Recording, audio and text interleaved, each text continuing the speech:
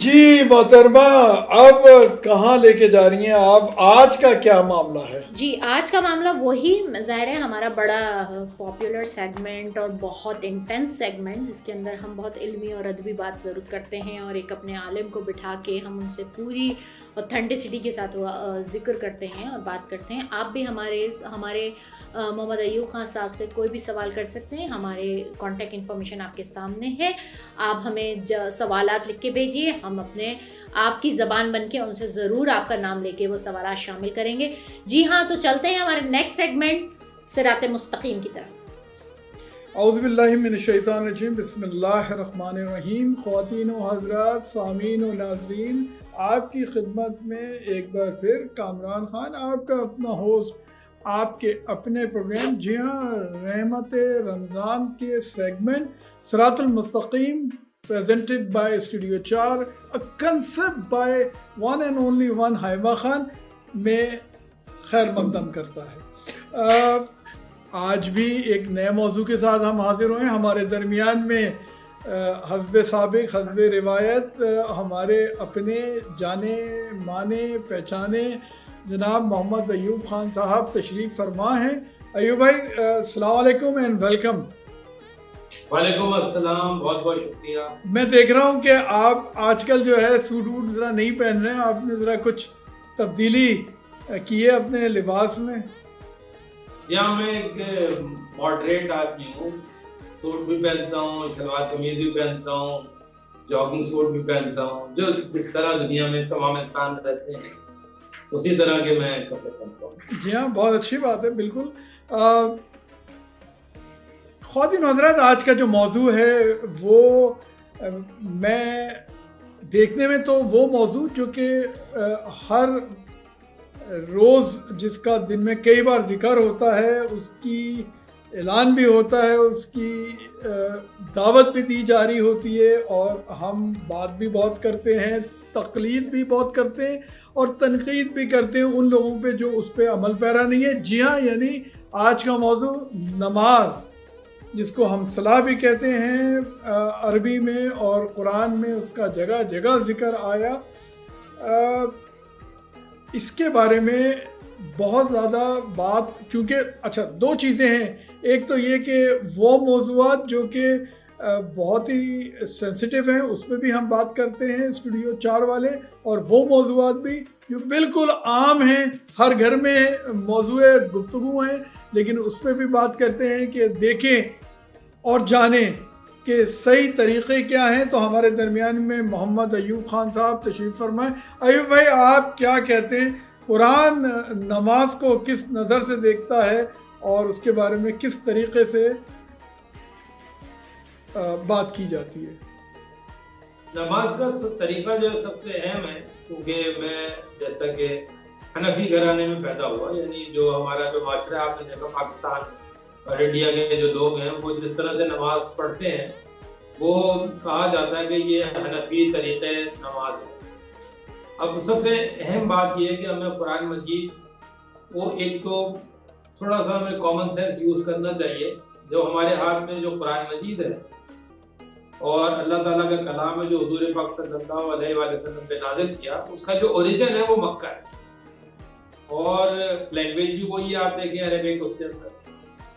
اب اس کے اندر آپ ایک دیکھیں کہ وہاں پر کیوں مکہ ہے، کیونکہ وہ قرآن مجید جو ہے وہ خانہ کعبہ اور مکہ کا آپس میں بڑا گہرا تعلق۔ جب ہم قرآن مجید پڑھتے ہیں تو اس کے اندر خانہ کعبہ کا بہت ذکر آتا ہے، بار بار ذکر آتا ہے، اور مسجد حرام کا ذکر آتا ہے۔ تو اس میں سورہ جب ہم آل عمران 3 آیت نمبر 96 جب ہم پڑھتے ہیں تو اس میں آیت اللہ تعالیٰ فرماتے ہیں، اعوذ باللہ من الشیطان الرجیم، بسم اللہ الرحمن الرحیم، ان اول بیت، بے شک پہلا گھر، اول گھر، بنی للناس، جو انسانیت کے لیے بنایا گیا، للذی ببکۃ مبارکا وہدی للعالمین، وہی ہے جو بکہ کے ساتھ ہے، مبارک ہے اور عالمین کے لیے ہدایت ہے۔ یہ قرآن کی بات نہیں ہو رہی ہے، یہ بات ہو رہی ہے بیت اللہ شریف کی بات ہو رہی ہے۔ ان اول بیت، اول بیت بنی للناس، بے شک اول بیت پہلا گھر انسانیت کے لیے بنایا گیا. للذی ببکۃ مبارکا وہدی للعالمین، وہ جو بکہ کے ساتھ ہے مبارک اور عالمین کے لیے ہدایت ہے. تو اب دیکھیں کتاب نے مسجد الحرام بیت اللہ شریف کو کتنی اہمیت دی ہے کہ وہ ہدایت عالمین کے لیے. اب اس میں نیکسٹ آیت میں لکھا ہے فیہ آیات بینات مقام ابراہیم، اس میں واضح نشانیاں ہیں. کیا ہے؟ مقام ابراہیم ہے، ابراہیم علیہ السلام کے کھڑے ہونے کی جگہ ہے. اب دیکھیں اس میں دوسری بات اللہ تعالیٰ نے کہی فی آیات بینات مقام ابراہیم، اس میں واضح نشانیاں مقام ابراہیم ہے. تو ابراہیم علیہ السلام کے کھڑے ہونے کی جگہ، اب وہ ابراہیم علیہ السلام کے جو کھڑے ہونے کی جگہ ہے وہ ہے کیا؟ سورہ ابراہیم 14 آیت نمبر 37 میں انہوں نے اس آیت میں لکھا ہوا ہے کہ انہوں نے اپنی اولاد کو مسجد حرام کے بعد اپنے پاک گھر کے بعد اللہ کے گھر بسایا تھا. اس میں دعا ہے ربنا انی اسکنت من ذریتی بواد غیر ذی زرع عند بیتک المحرم ربنا لیقیموا الصلاۃ.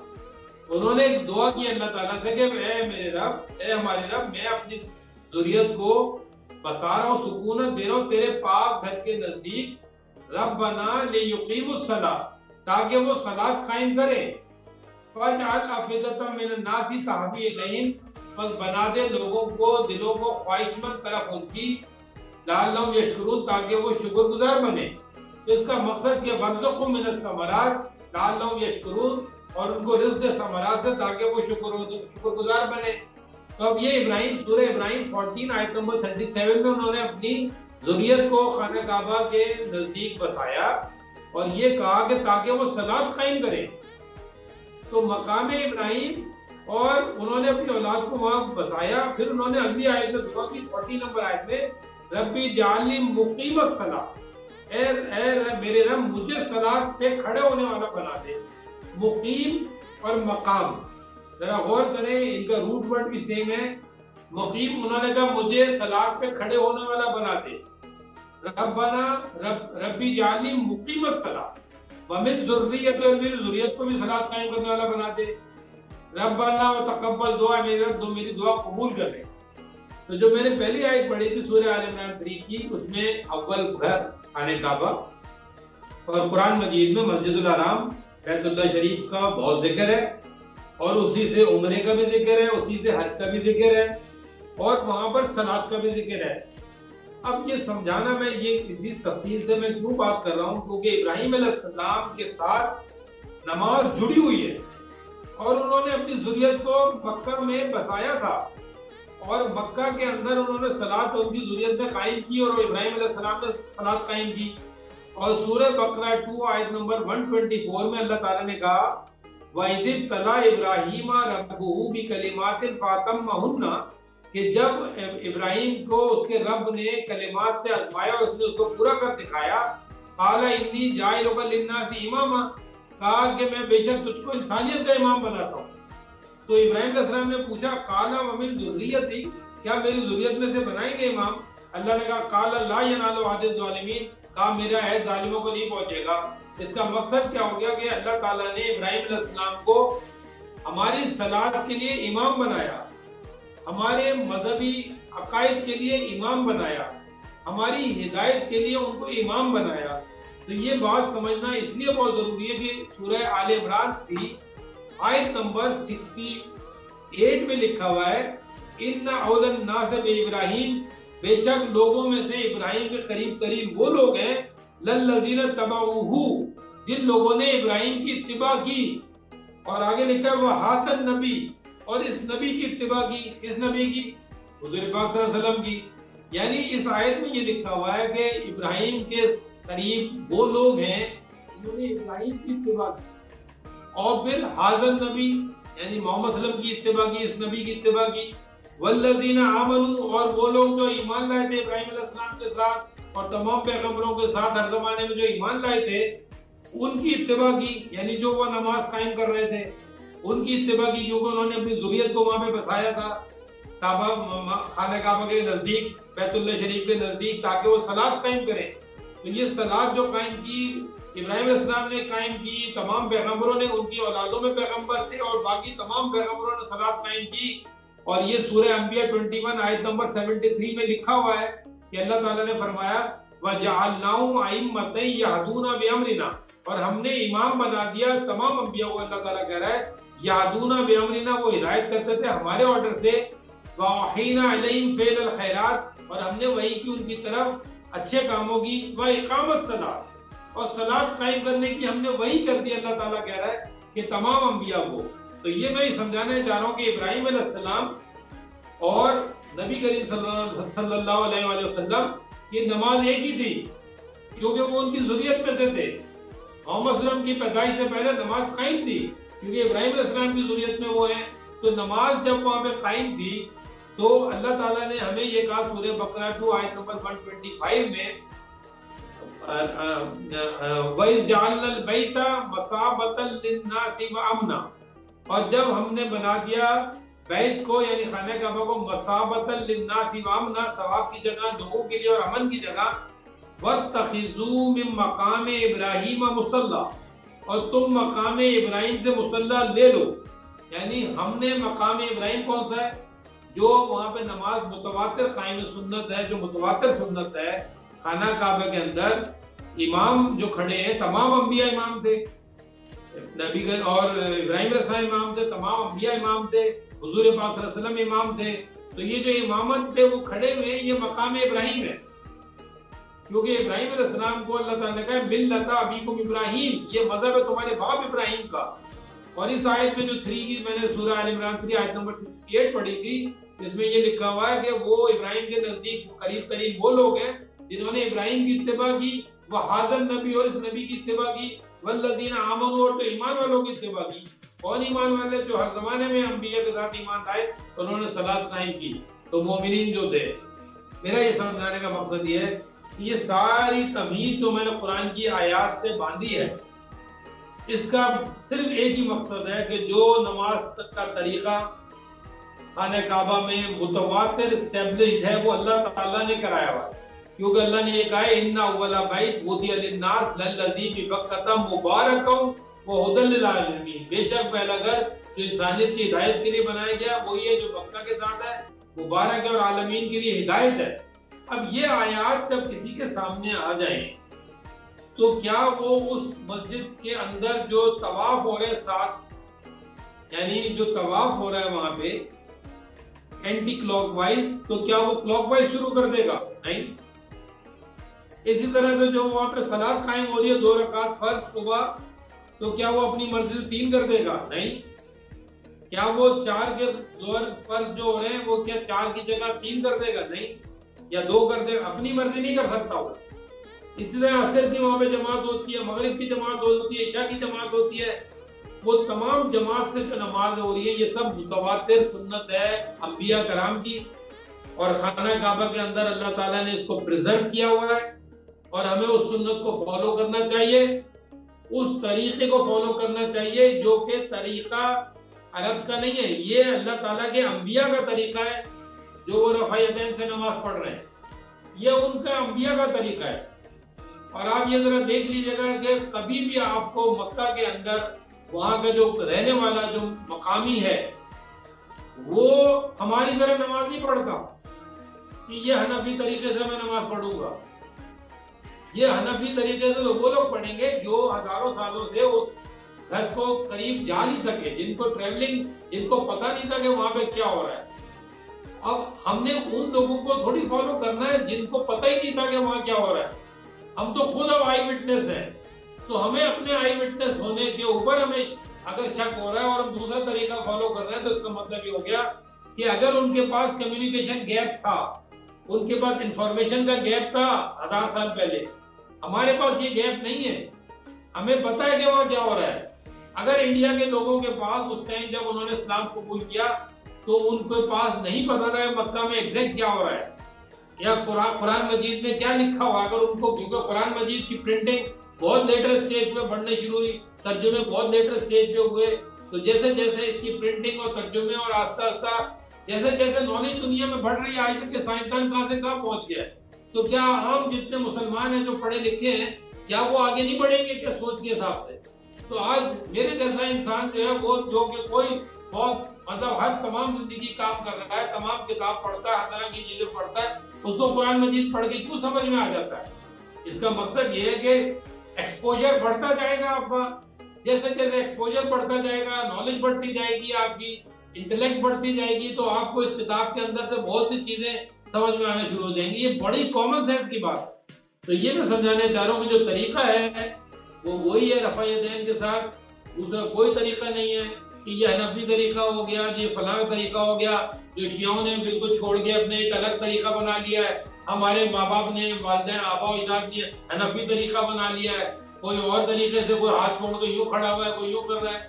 ایک ہی طریقہ ہے سنت رسول، اور وہ ہے متواتر سنت رسول جو کہ خانہ کعبہ میں اسٹیبلش ہے، اس کے علاوہ کوئی نہیں ہے۔ اگر کوئی شخص یہ کہہ رہا ہے کہ جناب نہیں جی یہ رفع یدین ایک دفعہ کرنا چاہیے، تو بولیں اس کو کہیں، اس کو بتائیں کہ بھائی خانہ کعبہ کے اندر اتنی اہمیت اللہ تعالیٰ نے دی ہے، اس طریقے کو ہمیں نہیں چھوڑنا چاہیے۔ اور دوسری بات، رمضان کا مہینہ ہے، اس میں 8 تراویح کا کوئی کانسیپٹ نہیں ہے۔ آپ اپنی آنکھوں سے دیکھ سکتے ہیں کہ وہاں پہ 20 تراویح ہو رہی ہیں، کوئی کانسیپٹ نہیں ہے 8 تراویح کا۔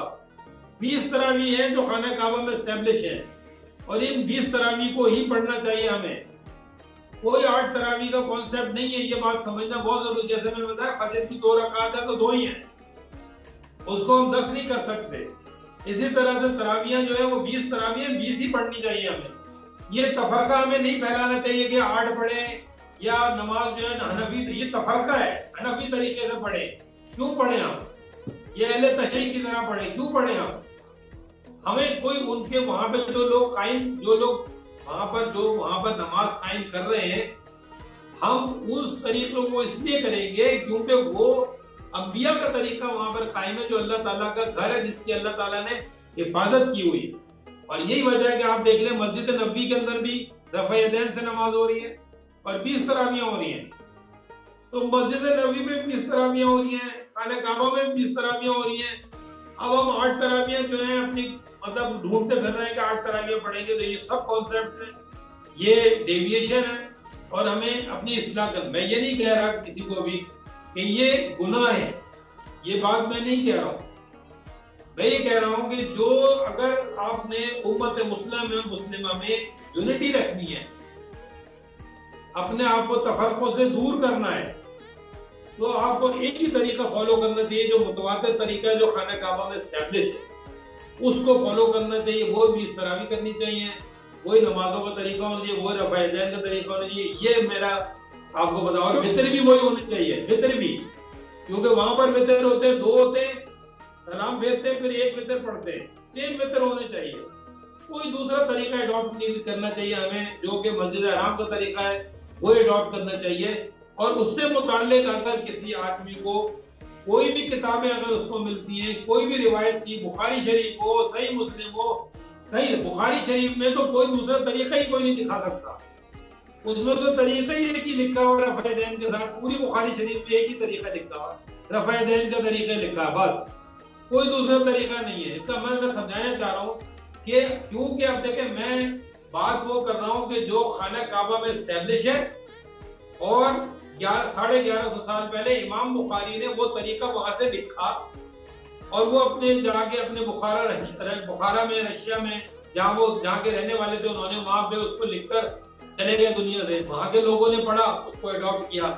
تو اس طرح آپ دیکھیں انڈونیشیا میں بھی وہی چل رہا ہے، ملیشیا میں بھی وہی چل رہا ہے، لیکن ہمارے انڈیا میں جو ہے نا کچھ اور طریقہ چل رہا ہے، اور پاکستان میں کچھ اور طریقہ چل رہا ہے، تو ٹرکی میں کچھ اور۔ یہ جو چینجز آئی ہیں طریقے کے اندر، وہ طریقے کو چینجز ہمیں اس سے اوائڈ کرنا چاہیے۔ اس کی وجہ سے مسجدیں الگ ہو جاتی ہیں، اس کی وجہ سے فرقے واریت بڑھ جاتی ہے، نماز کا طریقہ چینج ہوتا ہے تو مسجدیں بھی چینج ہو جاتی ہیں کہ بھئی میں اس والی مسجد میں جاؤں گا، وہاں پہ ہمارے مسلک کا طریقہ چل رہا ہے۔ تو خانہ کعبہ ایک ہی ہے، مسجد حرام ایک ہی ہے، اسی کو مسجد نبی میں وہی طریقہ ہے، وہی۔ اگر سنت رسول کو دیکھیں، یہ اگر جینون اپنے آپ کو رسول اللہ کی امتی سمجھتے ہیں تو ان کو ایک ہی طریقہ یوز کرنا چاہیے۔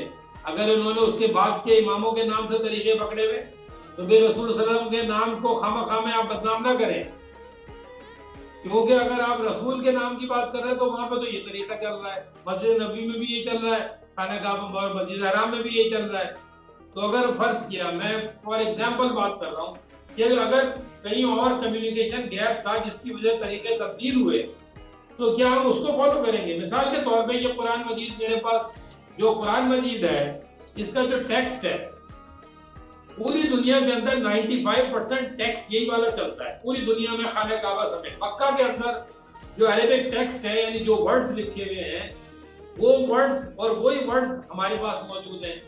مکہ اسٹینڈرڈ ہے اور وہاں سے جو ورڈز ہیں وہ پوری دنیا میں. لیکن افریقہ میں ایسے لوگ ہیں جو کہ اس کے علاوہ کوئی کچھ جگہوں کے اندر ورڈز میں فرق ہے، اور اس ورڈ کے فرق کا بھی ٹیکسٹ دنیا میں چل رہا ہے، اور وہ 2-4% سے زیادہ پرنٹڈ مسٹیک نہیں ہے.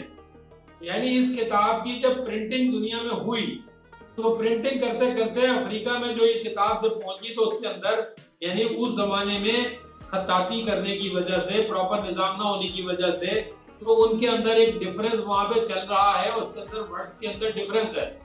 کچھ پرسنٹیج دنیا میں ایسے قرآن چھپے ہوئے ہیں. تو میرا سمجھانے کا مطلب ہے، لیکن جب کوئی آدمی اس کو صحیح کرنے جائے گا تو قرآن مجید جو کہ مکہ کے اندر موجود ہے ٹیکسٹ، اس سے ویریفائی کرے گا نا. جب ویریفائی کرے گا تو اس کی کریکشن ہو جائے گی. اسی طرح سے نماز کو جو ویریفائی کرے گا تو وہ مکہ سے کرے گا، خانہ کعبہ سے کرے گا تو اس کی کریکشن ہو جائے گی. تو یہ کریکٹ کرنے کا طریقہ میں آپ کو سمجھا رہا ہوں کہ کیونکہ ہمیں نہیں پتا تھا، لوگوں کو نہیں پتا کہ خانہ کعبہ کی نماز کو اللہ تعالیٰ نے اہمیت دی ہوئی ہے، اس وجہ سے مختلف طریقے. تو یہ میرا ایکسپلینیشن. ایوب بھائی بہت شکریہ. 2 سوال بہت ہی اختصار کے ساتھ میں کرنا چاہوں گا اور تیزی سے ہم پھر وائنڈ اپ کرتے ہیں اس پروگرام کو. پہلا سوال، ذرا یہ بتائیے گا کہ جو اس کا مطلب ہے کہ قرآن یعنی مکہ میں خانہ کعبہ میں جو نماز پڑھی جا رہی ہے وہ تو 2 فجر یعنی رکعتیں جو ہے 2 فجر، 4 عصر ظہر، پھر 4 عصر، پھر 3 مغرب اور پھر 4 مغرب. تو اب یہ بتائیے تو پھر کیا جو میں پاکستان میں ایک عام روایت ہے کہ 4، 12 اور 8 پھر اسی طرح سے وہ بڑھتی چلی جا رہی ہیں، ہم 16 تک پہنچ رہے ہیں عشاء میں، اس کے بارے میں کیا فرمائیں گے؟ دیکھیں، نماز جو ہے وہ آپ کی 2 فجر کی ہے. جو جماعت سے نماز قائم ہے وہ متواتر سنت ہے. وہ خانہ کعبہ کے اندر جو قائم ہے وہ متواتر سنت ہے، جو 2 رکعات فجر میں پڑھے جاتے ہیں جماعت سے. اس کے علاوہ سب ایڈیشنل ہے. اسی طرح سے جب آپ ظہر میں 4 پڑھتے ہیں وہاں پہ 4 رکعات کی وہاں پہ جماعت ہوتی ہے. اسی طرح سے عصر میں 4 رکعت کی جماعت ہوتی ہے، مغرب میں 3 رکعت کی جماعت ہوتی ہے، عشاء میں 4 رکعت کی جماعت ہوتی ہے. یہ اور رمضان کے اندر 3 وتر کی جماعت ہوتی ہے. 3 وتر کی بھی جماعت، وہ بھی رمضان میں جی 20 رکعتیں ہوتی ہیں تراویح کی، اور 2 اور 3 رکعت 2 رکعت 3 رکعت کا 3 وتر ہوتا ہے، 2 وتر اور پھر 1 وتر. یہ نمازیں ہمیں پڑھنی ہے، بس دیٹس آل.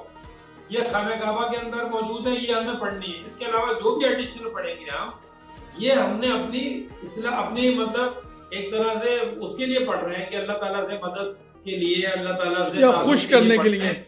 یعنی وہ جو ہماری پوچھ گچھ نہیں ہے، پکڑ نہیں ہے ہماری. پکڑ اسی پہ ہوگی جو کہ ہماری فرض نماز. دیکھیں، جو نماز فرض ہے وہ اس کو کہتے ہیں سنت متواتر. اب دیکھیں، یہ آپ نے نئی بات سنی ہوگی کہ جو نماز فرض ہے وہ سنت ہے انبیاء کی. کیا سنا آپ نے؟ کیونکہ انہوں نے امامت کرائی، ابراہیم علیہ السلام نے امامت کرائی، تمام انبیاء نے امامت کرائی. تو جو امامت میں نماز قائم کر رہے تھے وہ سنت ہو گئی نا. سنت کا مطلب ہوتا ہے پریکٹس. عربی ورڈ سنت کا مطلب پریکٹس. انبیاء کی سنت ہے یہ، انبیاء کی پریکٹس ہے یہ. تو وہاں جو جماعت سے نماز ہو رہی ہے وہ محمد صلی اللہ علیہ وسلم کی سنت ہے. اللہ تعالیٰ کی طرف سے وہ فرض ہے ہم پر. سنت محمد صلی اللہ علیہ وسلم کی ہے کیونکہ انہوں نے پریکٹس کی ہوتے. اس کا مطلب ہے کہ اس کے علاوہ ایڈیشنل نمازیں ہیں وہ آپ کہتے بھی ہیں کوئی موقع ہے کوئی غیر موقع. خود آپ نے ٹرمینالوجی ڈیفرنٹ یوز کی ہوئی ہیں کہ ہاں یہ پڑھ بھی سکتے ہیں. مثال کے طور پہ عشاء کی 17 رکعتیں ہیں. کون پڑھ رہا ہے 17 رکعتیں؟ کوئی بھی نہیں پڑھ رہا. پھر اس کی 11 کی بھی چھوٹ دے دیتے ہیں. پھر یہ کم کر دیں، کچھ کم کر کے آپ خود ہی چھوٹ، جو پہلے 4 سنتیں چھوڑ دیتے ہیں، اچھا یہ غیر موقع ہیں، پھر 4 فرض پڑھ لیں، 4 کے بعد 2 سنت پڑھ لیں، پھر 2 نفل پڑھ لیں. تو یہ جو ہم کر رہے ہیں یہ ہم خود ہی چھوڑ رہے ہوتے ہیں. اصل جو ہے آپ کی عشاء کے 4 فرض ہیں، اور جو فرائض کی جو بس جماعت فرض کا مطلب ہے جو جماعت سے نماز ہو رہی ہے وہ آپ کو پڑھنی ہے، اور وہ سنت رسول صحیح وہ پڑھنی ہے. جی بالکل آپ نے صحیح فرمایا. گزشتہ کافی میرے خیال میں نوجوانی کی عمر سے میں بھی کیونکہ مکہ جاتا رہا اور تو میں بھی اسی پہ عمل پیرا ہوں. آخر میں بہت اختصار کے ساتھ آپ بار بار ذکر کر رہے تھے کہ مکہ میں جس طرح سے نماز پڑھی جا رہی ہے، رفع دین کا بھی آپ نے ذکر کیا. بہت کوئکلی بتا دیجیے گا، سننے والے میرے خیال میں جستجو میں ہوں گے کہ آپ سے پوچھیں کہ وہ کیا طریقہ ہے. رفع دین کا جو طریقہ ہے بڑا واضح ہے. جب ہم اللہ اکبر کہتے ہیں تو ہم لوگ ہاتھ اٹھاتے ہیں، ہاتھ اٹھا کے اللہ اکبر کہتے ہیں، یعنی ہینڈز اپ کرتے ہیں اپنے آپ کو. اگر آپ ذرا تھوڑا سا غور کریں گے تو ہینڈز اپ کرتے ہیں، ٹھیک ہے، ہینڈز اپ کریں گے آگے. یعنی جب کوئی فرض کیا کہ میں یہاں بیٹھا ہوں، اچانک کوئی گن لے کر آ جائے تو سب سے پہلا کام ہر انسان ہینڈز اپ ہی کرتا ہے. میں بے بسی کا اپنا وہ کرتا ہے. اللہ تعالیٰ کیا گیا، اللہ ہینڈز اپ کرنے کا مطلب ہم سبمٹ کریے، مطلب سائن آف سبمیشن ہے. جب آپ دیکھیں کوئی آدمی اچانک آپ کے اسٹوڈیو میں انٹر ہو جائے گن کے ساتھ تو سب سے پہلا کام آپ یہ کریں گے. تو آپ بتائیں یہ سبمیشن ہے یا نہیں؟ ہاتھ آپ نے جب کھڑے کر دیے کہ میں آپ کے سامنے سبمٹ کر رہا ہوں، یہ سائن آف سبمیشن ہے. یہ سبمٹ کیا پھر ہم نے جو پڑھتے ہیں وہ بالکل ایگزیکٹلی جو ہم پڑھتے آ رہے ہیں، جو انڈیا پاکستان میں ویسے ہی پڑھتے تھے. پھر جب ہم رکوع میں جاتے ہیں تو اللہ اکبر، یعنی ہم نے جب اللہ اکبر کہتے ہیں تو ہم ہاتھ اٹھاتے ہیں. اچھا ہر دفعہ رفع دین کرنا ہے.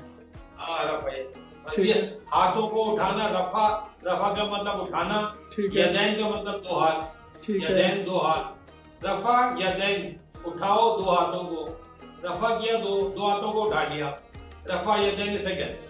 اردو میں کہتے ہیں ہاتھوں کو اٹھانا. ٹھیک ہے، ہر دفعہ ہاتھوں کو اٹھانا، اللہ اکبر اللہ اکبر. یہ سجدے سے جب اٹھے ایک بار تو اس وقت بھی رفع دین، جب نیچے سے کھڑے ہوتے ہیں اوپر آگے تو پھر اٹھا کے نہیں، سجدے سے جب آپ بیٹھتے ہیں اس ٹائم نہیں کرتے. جب ہم بیٹھتے ہیں تو نہیں کرتے. یعنی جب مکہ کے یعنی خانہ کعبہ میں جو نماز ہے، جب جی ہاں میں نے دیکھا ہے جی وہ نہیں کرتے. نہیں کرتے. تو آپ جب اس کو فالو کریں گے، ایگزیکٹ طریقہ آپ لکھیں گے تو خانہ کعبہ کی نماز کا طریقہ آتا ہے. بخاری شریف آپ کھولیں گے تو آپ کو بخاری شریف میں سوائے رفع دین کے کوئی نماز کا طریقہ ملے گا ہی. ریفر بھی کر رہا ہوں کہ طریقہ بخاری شریف میں موجود ہے، آپ آرام سے وہاں سے پڑھ سکتے ہیں. چلے کوئی ایشو. بہت نیکی کا کام یہ سلسلہ اسٹوڈیو 4. اور ایک سوری بات ایڈ کر دوں جی کہ جو مفتی حضرات ہیں، مفتی جو اعظم ہیں، ان کے جو سعودی عرب کے، ان کا بھی فتویٰ یہی ہے کہ یہ طریقہ ہی صحیح ہے. سن لیں، طریقہ یہ صحیح ہے، ان کا بھی فتویٰ یہی ہے، اس میں کوئی دوسرے نہیں. بعض لوگ یہ کر رہے ہیں حنفی، وہاں جا کر ان کے پیچھے نماز نہیں پڑھتے. میں ایک ایسے صاحب کو جانتا ہوں جو کہ وہاں پہ نماز پڑھتے ہی تھے ان کے پیچھے کہ نہیں یہ طریقہ ان کا صحیح نہیں، بار بار ہاتھوں کو جو اٹھاتے ہیں، تو وہ اپنی نماز پڑھتے تھے. تو یہ لوگوں کو غلط فہمی ہے، بیچاروں کو پتہ نہیں ہے. وہ لوگ مکہ کے جو مفتی حضرات ہیں وہ اس طریقے کے علاوہ باقی طریقوں کو ریجیکٹ کرتے ہیں. تو ایک تو اور بھی لوگوں کو جب میں نے اگر مزید ان لوگوں کو سمجھنا ہے یوٹیوب کے اوپر جا کے دیکھیں تو وہ ان کے مفتی حضرات کے فتوے بھی مل جائیں گے، اور ایسے چینل بھی موجود ہے جو وہاں کی نماز کا طریقہ پورا سمجھا رہے ہیں. بہت شکریہ ایوب صاحب. وقت کی کمی ہمیشہ حائل رہتی ہے ہمارے اور آپ کے درمیان میں، اور یقین مانیں ہر دفعہ اتنے سوالات اٹھ رہے ہوتے ہیں جس کی ہم بہت زیادہ ہم آگے بات نہیں کر پا رہے وقت کی تنگی کی وجہ سے. یقیناً کوئی، اور مجھے پتہ ہے کہ سوالات بہت آ رہے ہیں، ہمیں مل رہے ہیں جو آپ ڈسکشن کر رہے ہیں، لیکچر دے رہے ہیں، تو کوئی ایک دن رکھیں گے جس میں ہم صرف سوال کیا کریں گے آپ سے. خواتین و حضرات، میں سمری دے دوں آپ کو کہ جو آج میں نے محمد ایوب خان صاحب سے سیکھا، بڑی زبردست باتیں اور دلیل کے ساتھ انہوں نے یہ بات کہی، اور دل مانتا ہے کہ جی بالکل جب ایک طریقہ ہے اور نبی انبیاء بھی وہی کر رہے تھے تو ہمیں بھی اس کی تقلید کرنا چاہیے. دوسری چیز جو انہوں نے فرمائی کہ ہمارے یہاں یعنی میں اپنی بھی آپ کو مثال دوں تو ایک کافی بڑا ہو گیا تھا اور کافی عمر ہو گئی تھی, اس وقت تک میں لازم یہ سمجھتا تھا کہ بھائی یہ پڑھنا تو لازم ہے کہ 4 صبح اور پھر اس کے بعد 12 اور پھر اس کے بعد 8 پھر اس کے بعد یہ سلسلے. تو لیکن بہت طویل عرصے بعد پتہ چلا کہ جب خود کعبے گیا کہ یہاں تو کچھ اور ہے معاملہ. تو بہرکیف اس سے زیادہ اگر آپ پڑھتے تو جیسے ایوب صاحب نے کہا کہ اس کی کوئی ممانعت نہیں ہے, کوئی گناہ نہیں ہے اللہ کی خوشنودگی کے لیے. تو آپ جی ایڈ کریں. اس میں ایڈ کرنا ضروری ہے کہ کوئی بھی اچھے کام کو زیادہ کرنے کی کوئی مطلب اس میں تو آپ کو فائدہ ہے, فائدہ ہی ہے. فائدہ ہی فائدہ ہے. یعنی میں قرآن مجید کو فکس کر دوں کہ نہیں ایک ہی سپارہ روز پڑھنا ہے اور ایک آدمی 5 سپارے پڑھتا ہے تو اس کا مطلب یہ ہے کہ جتنا پڑھے گا اس کو اتنا فائدہ ہے. تو میری زندگی میں ایسا بھی کوئی ٹائم گزرا کہ میں 10 گھنٹے قرآن مجید پڑھتا رہا ہوں. تو اس کا مقصد یہ ہے کہ جتنا جو پڑھے گا وہ اس کو فائدہ ہے.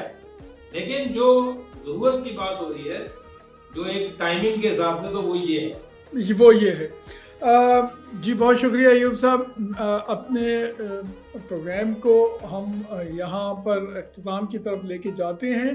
خواتین و حضرات, سامعین اور ناظرین, آپ سب کا بہت شکریہ. دیکھتے رہیے آپ کا اپنا پروگرام صراط المستقیم جو کہ سیگمنٹ ہے ہمارے program Rehmat Ramzan, program presented by studio 4, concept by Haima Khan. آپ سب سے اجازت کا طلبگار